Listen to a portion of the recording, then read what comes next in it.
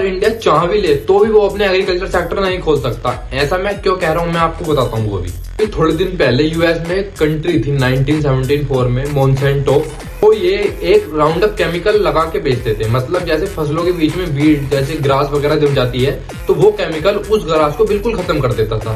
ये केमिकल जो था वो क्या काम करता था, वो जो फसलों के बीच में घास जमती है वो बिल्कुल खत्म कर देता था। मतलब इससे किसानों को तो दिक्कत आ ही रही थी, इससे जो हमारा एग्रीकल्चर फार्म है वो भी आगे नहीं बढ़ रहा था, क्योंकि फसलों के बीच में जो ग्रास थी वो बिल्कुल जड़ से खत्म हो रही थी। तो उन्होंने फिर इसके लिए एक स्टेप लिया, उन्होंने एक सोयाबीन का बीज बनाया, रेडी करा, जिससे कि अगर हम उस बीज पर उनका राउंड अप केमिकल भी छोड़ देंगे तो भी उससे उस पर कोई प्रभाव नहीं पड़ेगा। मीन ये है कि वो जो घास थी वो जंगली घास सारी खत्म हो जाएगी, बट जो उन्होंने सोयाबीन का बीज बनाया था वो बिल्कुल सेफ रहेगा उनके राउंड अप केमिकल से।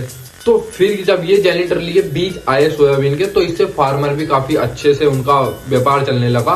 और इन्होंने जो सोयाबीन के बीज बनाए थे उससे उन्होंने और जो सारे वीड्स हैं वो सब जेनेटिकली करके बना दिए गए थे। और जो वो सीड्स बन रहे थे जेनेटिकली वो इतनी जल्दी ग्रोथ कर रहे थे कि जितनी जल्दी नॉर्मल सीड्स ग्रोथ नहीं कर पाता है। तो जो यूएस के फार्मर थे उन्होंने नॉर्मल सीड छोड़कर जेनेटिकली सीड खरीदने शुरू कर दिए। और जो यूएस के मोनसेंटो वाली कंपनी थी उन्होंने जो सीड्स बनाए थे सोयाबीन के सबसे स्टार्टिंग में, तो उन्होंने वो सारे बीज फार्मर को देने स्टार्ट किए। वो उनसे पहले ही लिखवा लेती थी कि आप ये जो बीज है सीड्स हैं ये अगले सीजन के लिए स्टोर नहीं कर सकते। तो जो राउंड अप कंपनी थी वो पहले ही करवा लेती थी कि आप इन सीड्स पे केवल राउंड अप कंपनी का ही केमिकल यूज कर सकते हो और किसी कंपनी का यूज नहीं कर सकते। अगर आपने अगले सीजन के लिए वो स्टोर भी कर लिए तो वो सेम रिजल्ट नहीं देंगे जो उन्होंने पिछले सीजन में दिया था। तो ये सारी चीज राउंड अप कंपनी लिखवा लेती थी। अब जैसे जैसे टाइम आगे बढ़ा तो यूएस के फार्मरों की जो सीड्स थी वो जिम सीड्स पर हो गई और उनकी इनकमिंग भी उससे थोड़ी इंक्रीज हुई। जब ये मार्केट में केमिकल वाले सीड्स आए तो इन्होंने धीरे धीरे अपना एग्रीकल्चर पर सब चीज सिस्टम बनाना शुरू कर दिया।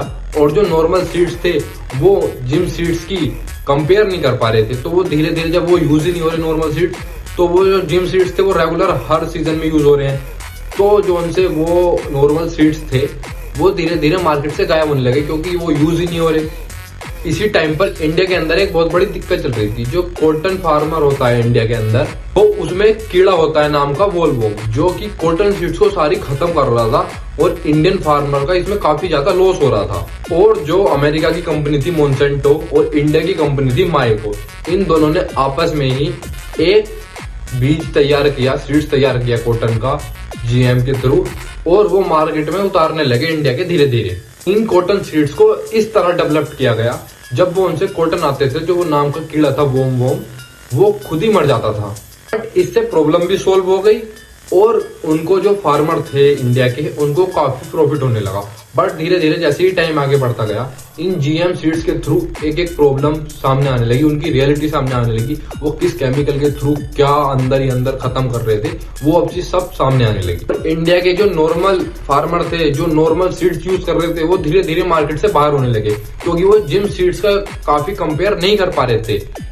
और जो ये मोनसेंटो कंपनी थी यूएस की वो इंडिया से रॉयल्टी के नाम पे जो ये सारा कॉटन का वो प्रॉफिट हो रहा था इंडिया के फार्मरों को जीएम सीड्स का, वो सारी मोनसेंटो कंपनी लेके जा रही थी रॉयल्टी के नाम पे। तो ये इंडिया में 450 ग्राम बीटी कॉटन सीड्स होते थे। इसे ये जो ये बिकते थे इंडिया में फार्मर के, ये बिकते थे 1600 और 1800 के बीच में। बट जो यूएस की कंपनी थी मोनसेंटो वो केवल 1250 रुपीज तो रॉयल्टी के नाम पे वो ही ले जाती थी। और जब ये उसे रॉयल्टी के नाम पे इतना वो दे रहे हैं पैसा, तो अगली बार वो ये सीड्स स्टोर भी नहीं कर सकते क्योंकि मोनसेंटो कंपनी पहले ही लिखवा लेती थी कि आप इन सीड्स को अगले लेबर सीजन के लिए यूज नहीं कर सकते। और वो यूज करेंगी तो वो इतना फायदा नहीं देगी जितना उसने पिछले सीजन में दिया था। तो इन सारे फार्मरों ने मिलकर इंडिया के यूएस की मोनसेंटो कंपनी पे प्रेशर बनाया कि आप अपना रॉयल्टी वाला काम थोड़ा कम कर दें। बट फिर भी मोनसेंटो कंपनी मानी नहीं और लॉयल्टी, लाइसेंस, पेशेंस को लेकर ये मामला काफी लंबा चला कोर्ट तक। और फिर कोर्ट ने मोनसेंटो को 75% कट करने का नियम दे दिया। और जब ये चीज हुई तो मोनसेंटो इंडिया छोड़ के चला गया।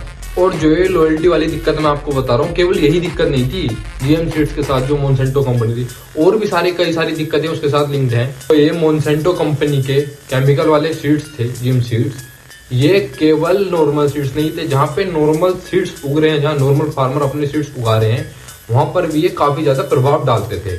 मान लो दो किसान हैं, वो एक जिम सीड्स उगा रहा है और एक नॉर्मल सीड्स उगा रहा है, तो नॉर्मल सीड्स वाले पर भी जिम सीड्स का असर आने लगेगा, क्योंकि इससे ये इसलिए होता है क्योंकि मधुमक्खी वगैरह इंसेक्ट्स वगैरह आते रहते हैं जाते रहते हैं, तो उनका जो डीएनए है वो आपस में मिक्स होने लगता है, तो नॉर्मल सीड्स पर भी जिम सीड्स का असर आने लगता है। तो ये धीरे धीरे जैसी होने लगी तो जो ओरिजिनल सीड्स था वो भी अपनी ओरिजिनलिटी खो दे रहा था, और जब ये धीरे धीरे दिक्कत सामने आने लगी तो इंडिया खुद से ही अपने आप में इससे परेशान होने लगा।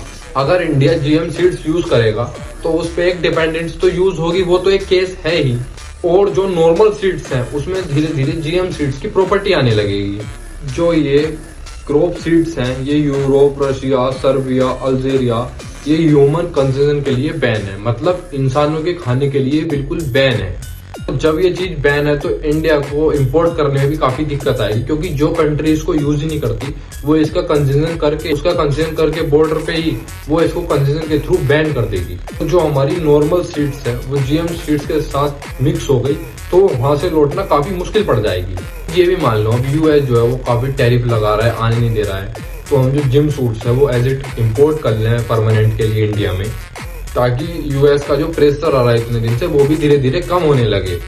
इसमें भी दिक्कत है, होता क्या है यूएस में फर्टिलाइजर, केमिकल, काफी बड़ी बड़ी मशीनें यूज होती हैं, साथ ही में यूएस फाइनेंशियल जो है वो फार्मर को सब्सिडी देती है काफी $1 मिलियन की। तो यूएस के जो फार्मरों की कॉस्ट होती है सीड्स को उगाने की वो इंडिया के फार्मरों के मुकाबले काफी कम होती है। अगर हम यूएस के कॉर्न का हिसाब लें तो 1700 पर कुंटल पड़ता है और इंडिया में 2400 पर कुंटल पड़ता है। तो यूएस से इंपोर्ट करने में जो ये नॉर्मल फार्मर है ये कंपटीशन में नहीं टिक पाएंगे, और जब ये टिक नहीं पाएंगे तो खुद ही कंपटीशन से बाहर हो जाएंगे, जैसे कि आपने देखा होगा PL 84 वाले केस में हुआ था। और जो इंडिया था वो गेहूं उगाने के लिए यूएस पे निर्भर था, बट यूएस ने इसी चीज का फायदा उठाया, तो उसने वॉर वगैरह जगह जो होती है यहाँ पे प्रेशर बनाया, तो वहां भी यूएस जीत गया। ऐसी कई कंट्री के साथ यूएस ने करा है, वो सभी लिंक्ड है। और आप ये लगाइए जब 1970 में कनाडा और मैक्सिको पे जब टैरिफ कम कर दिया गया तो उन्होंने प्रेशर बनाया यूएस पे फॉर्म डालकर, बट यूएस ने उनका फॉर्म ही फाड़ दिया और मैक्सिको के जो 20 लाख फार्मर थे उन्होंने खेती करना ही छोड़ दिया और वो शहर चले गए। जो हैटी कंट्री है वो अपने टैरिफ पे 35% का टैरिफ लगाती थी, बट मजबूरी में उसे वर्ल्ड बैंक से लोन लेना पड़ा। जब हैटी को लोन लेना था तो वो जो उसका 35% का टैरिफ था उसे कम करके 3% का टैरिफ करा गया अपने कल्चर पर, और जो यूएस फार्मर का जिम सीड्स थे वो हैटी के अंदर घुस गए, और जो हैटी के लोकल फार्मर थे वो उससे कम्पीट ही नहीं कर पाए। अब आप सोच सकते हो कि यूएस टैरिफ लगाए किसी कंट्री पे ना लगाए, बट वो खेलता माइंड से ही है, वो केवल अपना फायदा जानता है। और आप कमेंट में अपना बताएं और देखते रहें वीडियो।